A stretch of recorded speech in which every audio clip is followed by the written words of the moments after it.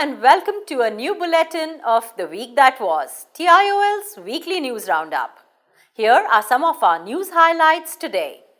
Action against multiple directorships. India approves its first national IPR policy. Government launches a special cleanliness drive.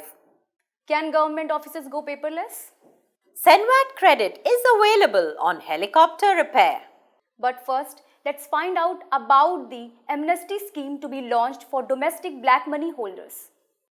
To bring out domestic black money from hidden coffers, the government is all set to launch a 4-month amnesty scheme from June 1st up to November 30th, 2016. This income declaration scheme will provide an opportunity for assessees who have not declared their income correctly in earlier years to pay 45% tax on the declared income.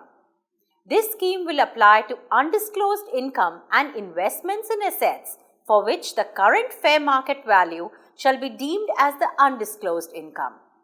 No deductions shall be permitted. Declarations and payment of tax, surcharge and penalty before November 30th will buy assessees immunity from scrutiny or enquiry as well as a good night's sleep. However, the scheme comes with a caveat. If tax authorities find evidence of misrepresentation or suppression of facts, the declaration shall be treated as void and the tax deposited shall not be refunded. The government uses technology to detect excessive multiple directorships. An individual cannot be a director in more than 20 companies or 10 if they are public companies as per Indian company law. But the registrar of companies discovered with the help of a little technology that by end of April 2016, 642 individual directors were violating these limits with 4 persons holding directorship in more than 100 companies each. The registrar of companies has initiated action against these persons. So far, the government has never taken stern punitive action against thousands of companies that create shell companies for creative accounting purposes. Where does the buck stop? India has taken one more step towards a domestic IPR framework. The government has approved the country's first National Intellectual Property Rights Policy, which will provide the roadmap for all forms of intellectual property, including trademarks and patents in India.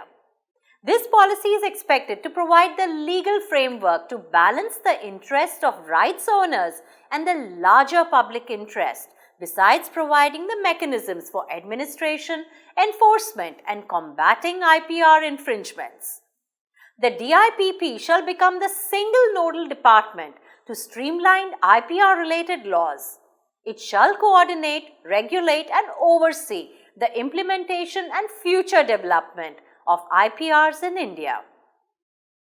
Preparing for the policy, the government had recently sanctioned 481 additional posts in the Office of the Controller General of Patents, Designs and Trademarks in order to modernize the intellectual property offices.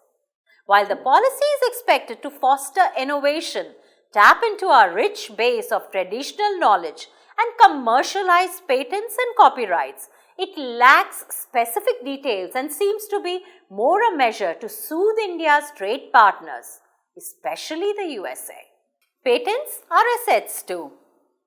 While on the new IPR policy, the government is expected to initiate legal amendments to make patents, trademark and other intellectual property rights a commercial assets. This will enable entrepreneurs to mortgage patent to raise funds. The new policy also seeks to encourage startup by providing for creation of loan guarantee scheme to cover the risk of commercial failure. The government has launched a special cleanliness drive up to May 31st. Every government department has faced a big problem with disposal of discarded furniture, e-waste and condemned vehicles that cannot be auctioned in time. Usually, these items were just dumped on rooftops of government buildings to reduce visibility and escape scrutiny. But not anymore, because the centre has launched a special Swachh Office drive to target cleanliness in government buildings, especially on rooftops. Launched on Monday this week, the Cleanliness Drive targets the government's infinite clutter. Ministries have declared all unused goods as zero value and given it away to a central organization, the Central Public Works Department or CPWD, for disposal under the Swachh Bharat scheme. Unused goods will include discarded furniture, e-waste, condemned vehicles and even redundant papers and publications lying on desks or stuffed in almirahs. The CPWD, which looks after the maintenance of all government buildings, has already started lifting these materials while taking photographs of the lifting activity for the record. The department has received instructions to treat the discarded goods as zero-value garbage and load the pictures on the Swachh Bharat portal. The drive will focus on government buildings including Nirman Bhavan, Shastri Bhavan, Krishi Bhavan, North Block, etc. For sustained effect, the Ministry of Urban Development has issued a Swachh Office Manual suggesting standard office procedures to all central ministries and state governments to ensure sanitation. While rules help, shouldn't any cleanliness drive start with every government employee? Government offices will soon become paperless. Stacks of paper files in government offices may soon disappear.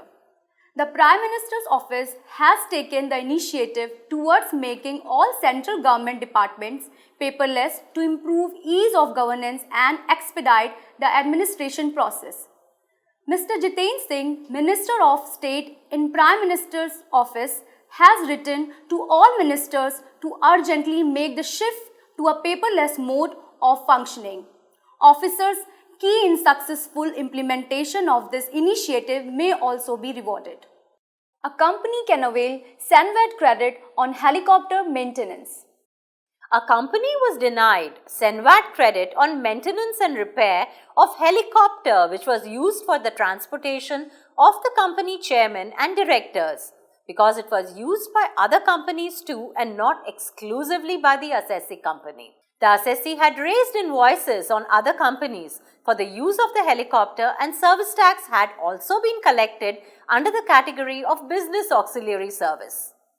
In appeal, the tribunal held in favor of the assessee, holding that Rule 2 of the CENVAT rules, which defines input service, does not require that the usage has to be in relation to a particular unit.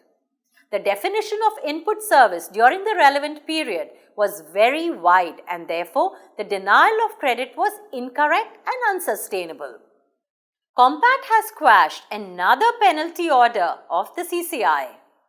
The Competition Appellate Tribunal has set aside the penalty order of Rs 1700 crore imposed by the Competition Commission of India on the public sector company Coal India and its 3 subsidiaries for abusing its dominant position.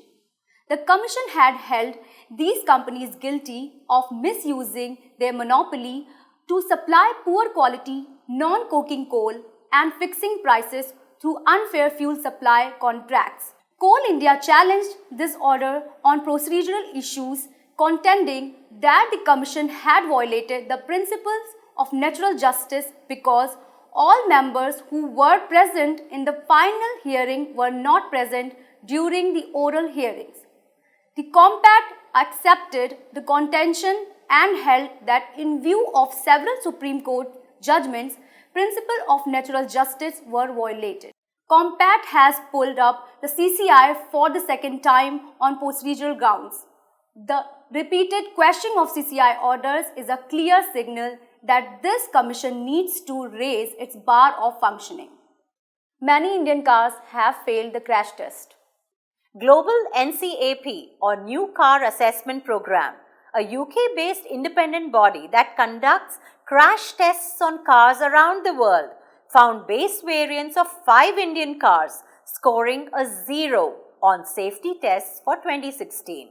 These cars were Hyundai Eon, Mahindra Scorpio, Maruti Eco, Renault Kwid and Maruti Celerio.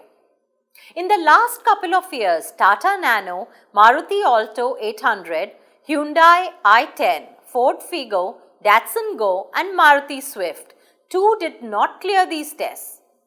Most manufacturers continue to ignore safety features, but not for long.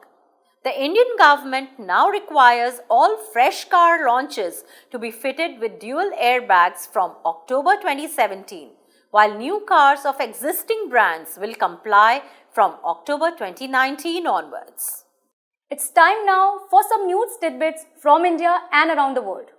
The Modi government is all set to woo global investors through road shows in 6 countries that will kickstart its first ever auction of oil and gas blocks under the new revenue sharing regime. While the bidding for these 67 blocks shall be launched on May 25th, more than 225 registrations have already been received. Anyone selling food in India has to obtain a FSSAI license to certify food quality and cooking standards, which are not always met. Hence, the Food Safety and Standards Authority of India has formed a subgroup with industry bodies like the National Restaurant Association of India and the Federation of Hotel and Restaurant Association of India to amend the rule of safety standards at food establishment and stringent enforcement. The Indian government has sought liquor baron Vijay Mallya's extradition from the UK. But history indicates that while India has managed the extradition of 60 criminal fugitives from other countries between 2002 to 2015, there is not a single clean case of extradition from the UK which provides refuge to those fleeing its former colonies. Its legal system also allows fugitives ample scope to resist and delay their extradition. Mallya joins Lalit Modi and 14 other fugitives in London, all featuring on India's list of extradition requests to the UK. How many of our fugitives will be extradited is anyone's guess.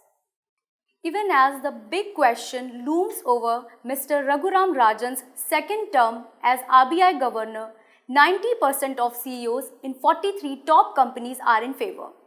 In a poll conducted by Economic Times, the majority of these CEOs also disagreed with Subramanian Swamy's claim that Mr. Rajan's policies have hurt the Indian economy. The poll covered 43 top executives from various sectors including retail, telecom and financial services. CEOs also favored the RBI governor's strategy for controlling inflation and money supply before cutting rates. Although there were some misgivings about his interest rate policy and tough action on non-performing bank loans, most participants criticized Swamy for his tirade. Even ET readers favored a second term for Rajan. A law firm in America has hired a robot to help with legal research, always a painstaking job for humans. Ross, the world's first artificial intelligence lawyer, is equipped with cognitive computing and natural language processing abilities. Hence, lawyers need only ask Ross their research question, on the basis of which the robot shall read through law texts, gather evidence, draw inferences, and return highly relevant evidence-based answers. On this note, we conclude this bulletin of the week that was. Thank you for watching. You may subscribe to TIOL Tube for regular updates. You may write us at editor@tiol.in. Have a cool weekend ahead.